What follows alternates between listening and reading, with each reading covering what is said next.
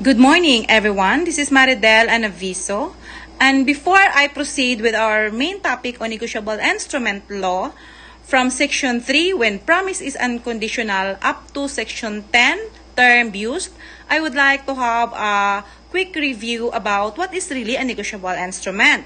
So, it was already discussed actually by our professor, Attorney Flores, and it said that negotiable instrument, it is simply a written contract for the payment of money, by which form or phase is intended to pass hand to hand. So, and this instrument have functions in our institution. So, it is used for as a substitute for money.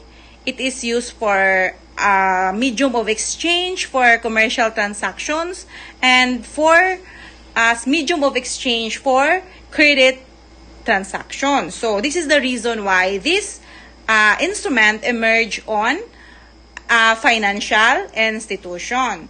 So now let's begin on Section 3. When promised is unconditional, an unqualified order or promise to pay is unconditional within the meaning of this act, though coupled with A, an indication of a particular fund out of which reimbursement is to be made, or a particular account to be debited with the amount, or B, a statement of the transactions which gives rise to the instrument. So, but remember, an order or promise to pay out of fund or that particular fund is not unconditional.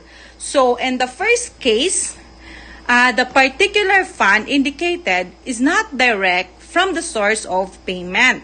It is only the source of reimbursement. So, this means that the payment on the instrument is not made subject to the condition or of availability or sufficiency of the fund. So, here, what happened is the drawee first pays the payee from his own funds, and then afterwards, the drawee pays himself from the funds indicated.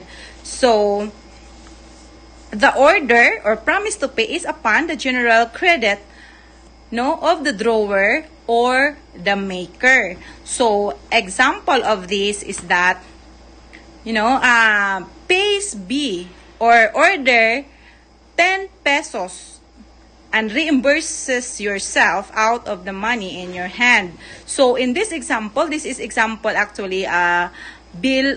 This is actually a bill of exchange. No? Conditions, drawer is not necessary na magbabayad, no? So here, ang mangyayari is utusan muna ni drawer si drawee to pay or na magbayad kay payee. So, yun ang mangyayari on the first case. So, on the second case, the particular fund indicated is the direct source of payment. So, here, there is only one act, which is that the drawee pays directly from the fund indicated. So, what will happen lang, magkakaproblema dito, if walang pondo. So, if walang pondo, no, on that certain account. So, obligation to pay ang mangyayari dito. This is considered as conditional na. So, here, once lang na ma-recognize by the drawer, then he is accountable na, no, to pay. And then, on the Section 4, and Section 4, determinable future time. So, what constitute? Here, an instrument is payable at a determinable future time within the meaning of this act, which is expressed to be payable. So, mangyayari here is that it is obligation, no, with a period, as we can remember on our oblicon, no, subject on which determinable future time. So, here, at a fixed period after date or site or on or before a fixed determinable future time specified therein or on at a fixed period after the occurrence of a specified event which is certain to happen, though the time of happening be uncertain. So here, for example, is I will pay you. I will pay you after the death of my dog. So here, no, it's really, although it is uncertain na kailan mangyayari, but still it is a certain na mangyayari talaga, especially once the dog is, lalo na kung matanda na, no? So eventually mamamatay din siya. So and another is I promise to pay if gagraduate. So yun ang problema dito on that part in which what if hindi siya gagraduate. So that is not negotiable at all, no? That is become a contingency or non-negotiable. So, and then payable at a fixed time. So, for another example here is, I promise to pay or order the sum of 10,000 on September 10, 2020. So, as you can see, it was indicated the fixed time, no? Payable at a fixed time. So, and after date, at a fixed period, after date, or on before determinable time. So, with that, there's still no problem on it. So, here, another example is, when an instrument states, I promise to pay X or order 1,000 10 days after the Y's death, signed Z. So, in this instrument, negotiable, is this negotiable and why? So, the answer is that yes, it is negotiable. Why? It is because the instrument pays still certain to be made. Just like the example recently, my example that it's about the dog. So here, the same, no? Y's death will surely happen too. So, this is the reason that it is considered as negotiable. So, and next is, but if in the previous example, no? Let's say, for example, the previous one, Z promises to pay 10 days before the death of Y. Would such instrument be negotiable pa? No. The answer is no, not at all. It is no longer negotiable. Why? Because the maturity is uncertain to happen exactly when another person will die, right? So further, when Y already dead, then the instrument will already be overdue and will not negotiable in its full commercial sense, no? So yan ang mangyayari. So next is Section 5, additional provision not affecting negotiability. So here in Section 5, whatever addition on the provision will not affect the negotiability. So, still certain provision pwede but not basta not affect the negotiability. So, here, an instrument which contains an order or promise to do any act in addition to the payment of money is not negotiable. But the negotiable character of an instrument, otherwise negotiable, is not affected by the provision which A. authorizes the sale of a collateral securities in case the instrument be not paid at maturity, or B. authorizes a confession of judgment if the instrument be not paid at maturity, or C. waives the benefit of any law intended for the advantage or protection of the obligor, or D. gives the holder an election to require something to be done in lieu of payment of money. So, as you can see, from A to D, the common denominator is pag di lang naman magbabayad, no? Pag di lang naman magbabayad, it's just to protect the nagpapautang or the the payee or the creditor na it's a protection, no? It does not affect the negotiability though it exists, no? So yan ang mangyayari on Section 5. Whatever provisions will not affect the negotiability. So let's proceed on Section 6. Omissions seal particular money. So the validity and negotiable character of an instrument are not affected by the fact that A, it is not dated or does not specify the value given or the any value had been given. Therefore, C, does not specify the place where it is drawn or the place where it is payable, or C, bears a seal or D4 designates a particular kind of a current money in which payment is to be made. So here on Section 6 does not affect the negotiability. Whatever may mga omission man, may makalimutan man na not to indicate or not to mention, still does not affect the negotiability.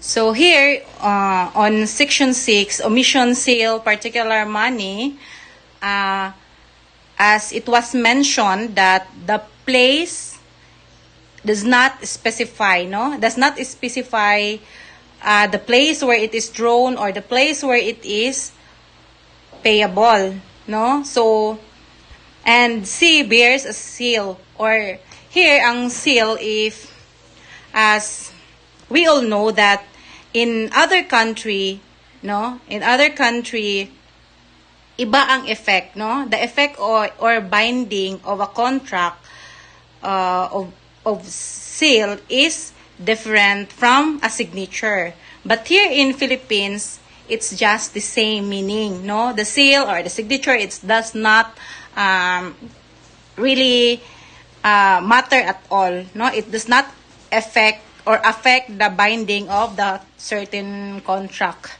So here designates a particular kind of money in which payment is to be made, no? As it was already discussed, yun siya. So Section 7, when payable on demand. So when payable on demand, so an instrument is payable on demand. So when it is so expressed to be payable on demand or at sight or on presentation, or which is no time for payment is expressed, when it is so expressed to be payable on demand or at sight or presentation, in which no time for payment is expressed. So here, example is of when it is expressed to be payable on demand. So example of this is that I promise to pay on demand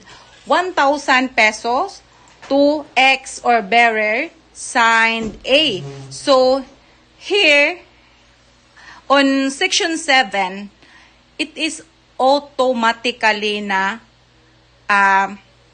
really to pay na, no? Obligation. So demand, no? To pay on demand, no?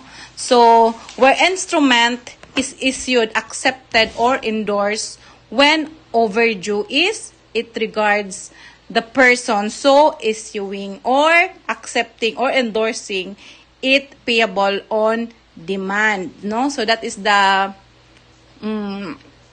example on case number 1. So second is of when no time for payment is expressed. So here in this example, as you can see, that pay to X or order 1,000 to Y, signed Z, no? As you can see, there is no time for payment is expressed in this example, but yet still on demand pa rin siya, not to pay. So in this section, whatever happened, whatever provision mentioned, still it is payable on demand. Then next, Let's proceed to section 8. When payable to order. No, when payable to order. The instrument is payable to order where it is drawn, payable to the order of a specified person or to him or his order. It may be drawn payable to the order of A, payee who is not maker, drawer or drawee. Then B, the drawer or maker or the drawer, or C, two or more payees jointly, or E, one of some of several payees, or F, the holder of an office for time being. So, here, as mentioned, no, in this provision and on section 8 here, when is to be order instrument na dapat with the written to order, like, you know, the as like what example have given recently, no, na yung officer in charge, like there several, although like several payees, several pay, you know, although out of example are payable to the order of payee, na dapat mention the name of the payee, no? So, dapat na mention ang name of payee here. So, yun ang mangyayari, no? So, where the instrument is payable, the order, payee must be named, no? Otherwise, indicated therein with reasonable certainty. So, what does payable or order mean? No? In bill of exchange, it means that the drawee orders the drawee to, the drawee orders the drawee to pay the payee indicated, or if not him, to anybody designated by him. Such designated is made by endorsement in the payee, no? So, that will happen. So, payee, name must be, no? Ayun lang ang tandaan natin on section 8, the name of the payee must be mentioned, no? Must be indicated or otherwise indicated therein with reasonable certainty. So, yan lang naman ang importante on section 8 na dapat mention si payee. So, now let's proceed on section 9, when payable to bearer. So, when it is the payable or payable to bearer. So, the instrument is payable to bearer. A, when it is expressed to be so payable. No? B, it is payable to a person named therein or bearer. C, when it is payable to the order of a fictitious or non-existing person, and such fact that known to be the person making payable. So, C, D, when the name of the payee does not support to be the name any person. And E, when the only or the last endorsement is not endorsement in the blank, no? So, here on section 9, kahit hindi banggitin naman si payee, no? So, and section 9 is opposite, no? Yun ang tandaan natin. It is opposite from the section 8, no? So,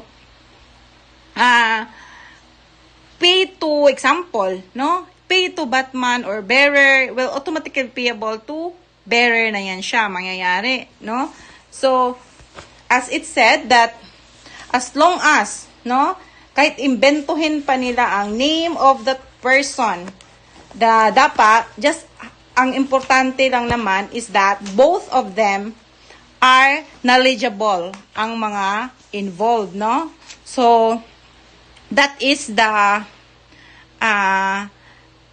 whatever, when, important to mention, no, the payee, but as I said, it is opposite from section 8, no? So, yun lang ang ating tandaan on section 9, no? So,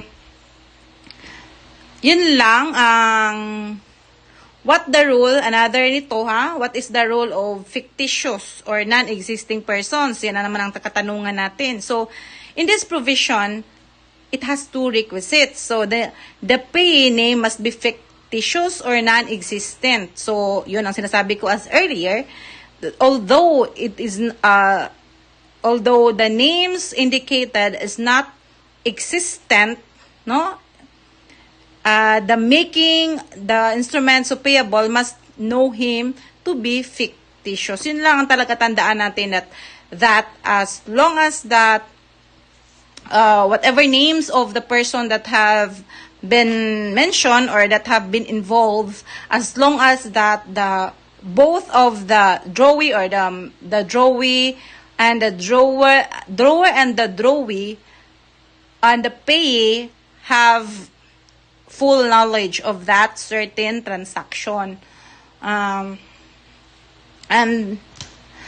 let's proceed on section 10, terms when sufficient. The instrument need not follow the language of this act, but any term are sufficient which clearly indicate an intention to conform to the requirements hereof.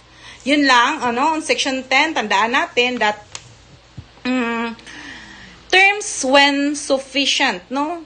From the word, the terms when sufficient, importante lang doon, they have the same meaning, no? Although we are not using on the words that yung law talaga na mga terms, just that of course we have to take note of that, although it is not advised to use the words of the law, yun ang ginamin ko, no? The words of the law in order to avoid uncertainty, no? However, under section 10, it is not necessary to use those words, no? At those exact words of the law. The substance of transaction rather than the form is criterion for the negotiability. Yun ang section 10 of negotiable instrument law. So, now, let's proceed on my last topic, the section 11, date presumptions as to where the instrument or an accepted or any endorsement thereon is dated. Such date is deemed prima facie to be the true date of the making, drawing, acceptance, or endorsement as the case may be. So, yun lang, let's take note on this, that on section 11 applies to 3 cases, no? So, first is the instrument contains the date of issue, no? Yan, tandaan natin, that date of the issue, in which case it is presumed to be the true date of making or drawing. So, yun ang unang provision, no? That's the first requisite. So yun, competent proof to the contrary.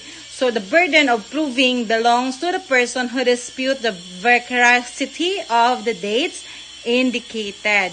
No? So, that is the end of my topic. Thank you. Good morning, classmates. Good morning, sir. I'm gonna report section 11. Section 11, date presumption as to explanation. When an instrument like a check has a date written on it, that date is presumed to be the true date of its creation or endorsement. This presumption can be challenged, but it stands until proven otherwise. Example, if a check is dated April 1, 2024, the recipient can assume that it was written on that date unless the issuer proves it was actually written on a different date. Section 12. Antedated and post-dated. Explanation. An instrument can be dated earlier, antedated, or later, post-dated, than the actual date it was issued. This doesn't invalidate the instrument unless it was done for illegal reasons The title to the instrument is determined by the date of delivery. Example, if a check is post-dated to June 1, 2024 but given to someone on April 1, 2024, the recipient still owns the check from the date it was delivered April 1.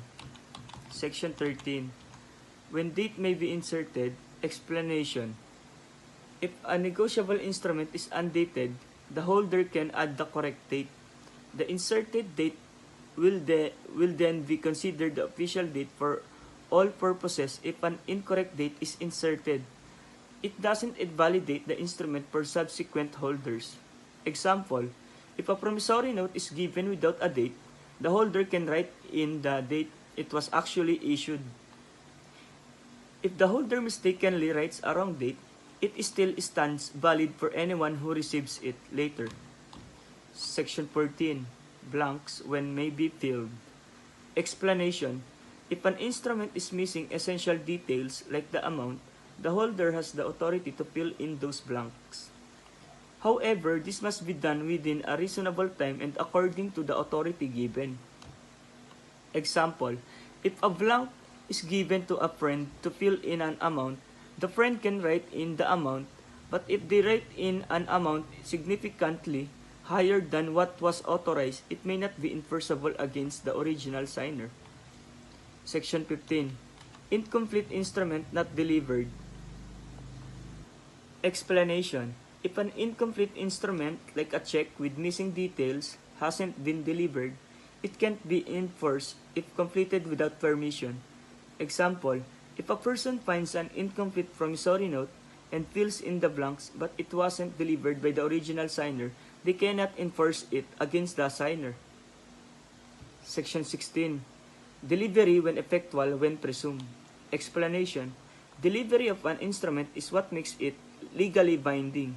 Certain presumptions apply regarding when an instrument is considered delivered, affecting its enforceability. Example, if a person hands over a signed check to a friend, it is presumed delivered when handed over, making it enforceable as of that moment. Section 17. Construction where instrument is ambiguous. Explanation. If an instrument's language is unclear or it has omissions, there are rules in place to help interpret it. This helps ensure it can still be enforced. Example, if a contract states a payment of around $100 instead of an exact amount, courts may interpret it to mean $100, making it enforceable. Section 18. Liability of person signing in trade or assumed name. Explanation. If someone signs an instrument using a trade or assumed name, they are still liable as if they use their real name. Example, if John Doe Enterprises signs a check, John Doe is personally liable as if he signed it with his own name. Section 19. Signature by agent. Authority has shown. Explanation. An authorized agent can sign on behalf of a party. There's no specific form required to prove this authority. It can be established in various ways. Example, if a manager signs a contract on behalf of a company, the contract is valid as long as the manager had the authority to act for the company. Section 20. Liability of person signing as agent and so forth. Explanation. If an agent signs for a principal and indicates their role, they are not personally liable, provided they disclose they are acting as an agent. Example, if an agent signs Jane Smith, agent for XYZ Corporation, Jane isn't personally liable for the contract unless her authority is limited or unclear. Section 21. Signature by procuration. Effect of. Explanation. A signature that includes by procuration indicates limited authority for the agent. The principal is bound only if the agent acts within that authority. Example, if a person signs John Doe by procuration for a real estate deal, they must adhere to the terms specified in the procurement of that authority. Section 22. Effect of endorsement by infant or corporation. Explanation. If a corporation or an infant minor endorses an instrument, it still transfers ownership even if the minor or corporation may not be held liable due to lack of capacity. Example, if a 17-year-old sends a check, the transfer of the check to another party is valid even if the minor cannot be held liable for the check itself. These sections of negotiable instruments law clarify the rights and responsibilities related to the dating, signing, and delivery of such instruments, ensuring clarity and enforceability in financial transactions. Thank you, classmates. Thank you, sir. And this is my report.